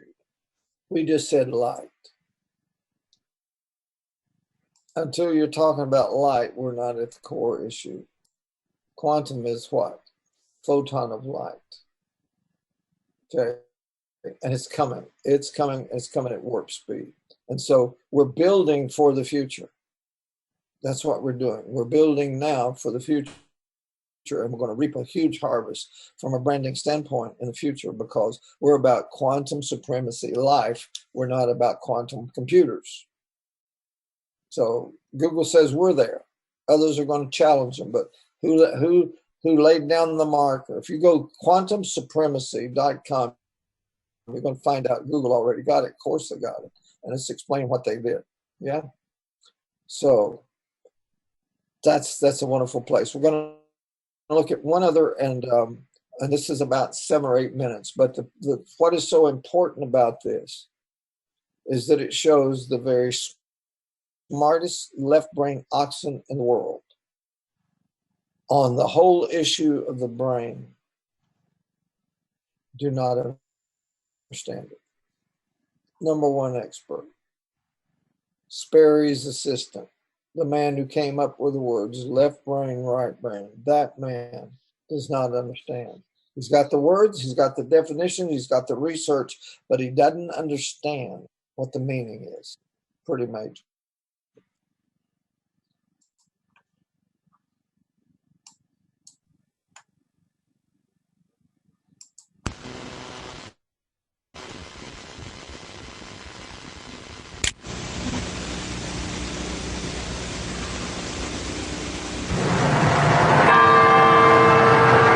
We began our journey into the human brain here on the campus of Dartmouth College in New Hampshire. I'd come to meet one of the world's leading brain scientists, Mike Gazzaniga, and a man he's worked with for over a decade. A man with 2 brains. You've been working a long time with Dr. Gazzaniga? 14 or 15 years. Just it doesn't seem like that long, does it? The collaboration began when Joe had surgery. And you had this procedure to correct an epileptic problem, yes. Is that right? Trying to stop the seizures. I was having seizures like every day or so, or sometimes 2 or 3 a day. To control Joe's epileptic seizures, a surgeon severed the connection between the 2 halves of his brain. Cutting the corpus callosum like this prevented the spread of the electric storms that caused his seizures. But it also prevented the left and right halves of his brain from communicating with each other. In the years since the operation, Joe's epilepsy has been under control. He now earns a living at an egg farm, and in his everyday life, he's largely unaffected by the fact that his left and his right brains work independently. Do you feel any different when you think about something than you did, any differently from the way you felt before the procedure? It's just got a backup brain, that's all. That's something everybody could use, right? I found out how true that was right away when I was asked to draw a different shape with each hand. In a brain like mine, roughly speaking normal, at least all in one piece, the left half of my brain controls the right side of my body, while the right brain controls the left side. Oh, no. But because the 2 halves are connected... Nothing wrong with that. Getting each hand to work independently isn't easy. Well, we're seeing the fact that that Alan's hemispheres are connected, and that the motor messages from one are confusing the motor messages in the other. I was just drawing an upside-down duck. Okay. But when Joe is given the same task, his two hands operate as if controlled by two separate brains. What's happening is that each half of Joe's brain is given a separate instruction. He's asked to fix his eyes on the cross in the center of the screen. Anything flashed to the right of the cross goes only to his left hemisphere. Things to the left go to his right hemisphere. Because the two don't communicate, each hand does only what its half of the brain sees. Wow, look at that. It's really like two different people doing the same. That's right. That's the idea. Okay, Joe, I want you to keep your hands out in front. In an experiment that's now a classic in brain research, Mike Gazzaniga over 30 years ago used a similar setup to find out if the two halves of the brain are specialized to do different things. Ship. Joe is being flashed a word only to one half of his brain. Words flashed to the right Storm. are seen only by his left brain, and Joe can report seeing those words just fine. Piano. Good. But when a word is flashed to his right brain, Didn't see that. Okay. Joe, I'm going to ask you but now watch what happens. to draw that with your left hand.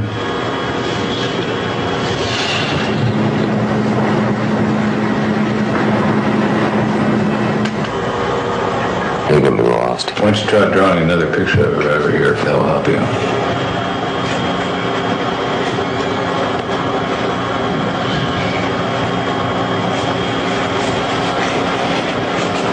All phone. Oh, okay. It's almost as though somebody has given him a secret communication. That's right. Now he knows that it's a telephone. Up until then, he was blind to it. Exactly.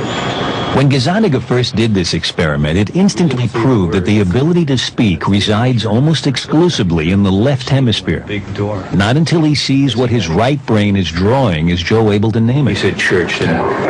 After looking at the picture. Yeah, but he had to figure it out about as long as we did. That's really interesting. It's a picture here of somebody communicating almost with another person. And the communication is not occurring inside the head, it's occurring out on the piece of paper. Yeah. Blob. I don't know. You want to draw a little bit more? So far, Joe has been seeing only one word. That's a cat. Things get even stranger when he's flashed two words, each to only one half of his brain. The right hemisphere saw toad. Yeah.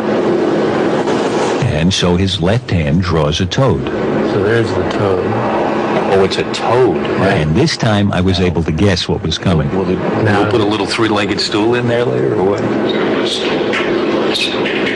Joe's speaking left brain saw a stool. Saying the word lets the hand that's controlled by his right brain in on the secret. That's great. That's really interesting. And if he had seen that with the corpus callosum intact, he would have drawn a toadstool. Right. Not a toad and a stool. Right, exactly the point. I've been doing this for 35 years. Yeah. And it gets me every time. Yeah, it must. This time, instead of naming the word, I want you to point to the word. Again, Joe sees two words simultaneously. Bell goes to his non-speaking right brain. Music to his speaking left brain. When asked to point to a picture of what he saw, he chooses Bell. But when asked why... Yeah, why'd you pick that one? Music. Music? And when asked to explain... There was music, bell, and it was a few minutes ago, last time I heard any music was coming from the bells out here. Banging away. So the bell's outside here? So, it couldn't have answered me. What's extraordinary is that Joe's speaking left brain concocts a plausible story of why he pointed to Bell, even when some of the other pictures more obviously represent music.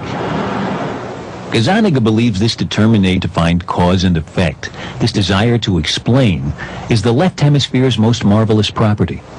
One of the unique things to the human brain is this need to interpret why two events occurred. What was the antecedent to this? What caused this?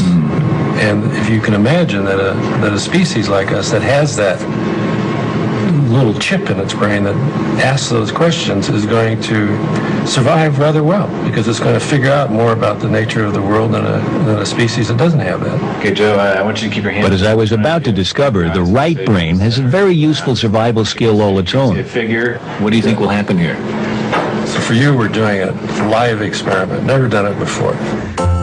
The experiment involves the 16th century Italian painter Arcimboldo, who made faces out of fruit, flowers, meat, even books. From other research, there's reason to believe that the ability to recognize faces is located exclusively in the right hemisphere. So Mike wondered if Arcimboldo's paintings would look different to each of Joe's two brains. So will his left hemisphere say, I saw a potato, I didn't see a face? And will his right hemisphere say, I saw the face, and not comment on the fact it was made out of a potato? You're going to see a figure followed by a choice of two words. This works. It'll be terrific, but we'll see. So here it is, live. Okay. Mm-hmm. The first painting goes to the right hemisphere. And Joe points to face. The next painting goes to his left brain. And this time he points to fruits. Mike seemed pleased. Are you having a moment? This is too good. Again to the right brain, and Joe sees it as a face. Point it down. But to the left brain, face made out of books.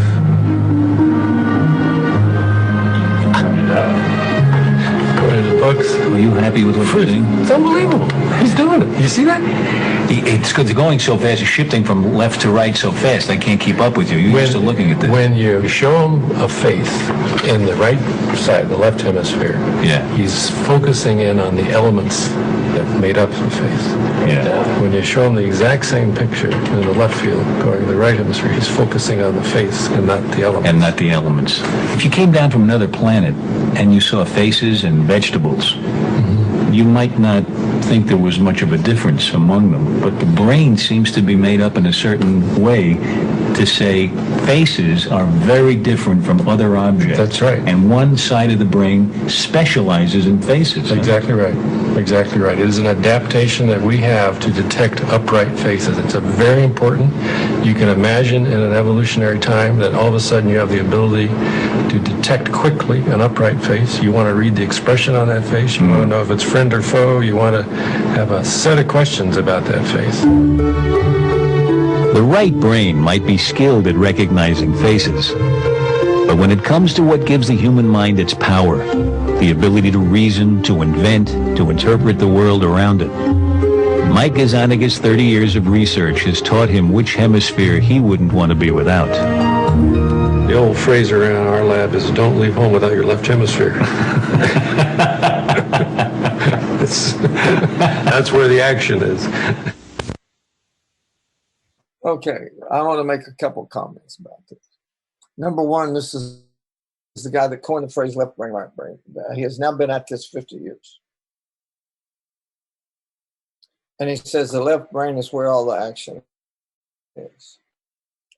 I vote that he's a left brain ox. He's included in the top 2,000 scientists in the world. Most scientists are going to be left brain ox, most. So let's think about what he just did. They use Arcimboldo, who used these different paintings. Now, I looked up a picture. We'll do it sometime. Arcimboldo did some beautiful paintings of birds, but he was famous because he took these different elements and he did faces. And because that he did faces, Gazzaniga says that the right really specializes in faces. What he should have said is the right specializes in images, and the images of a face is a face.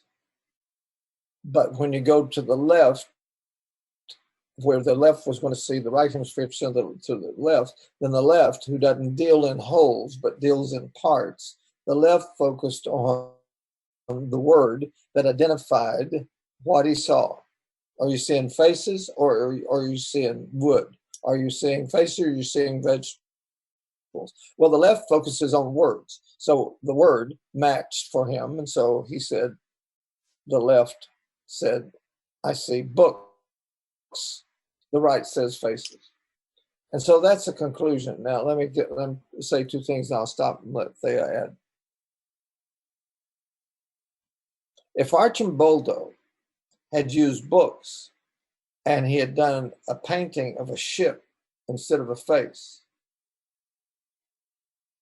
when the painting was shown to both sides and it would said wood and ship, would the answer have been ship from the right, or would it have been books? It wouldn't have been faces, would it?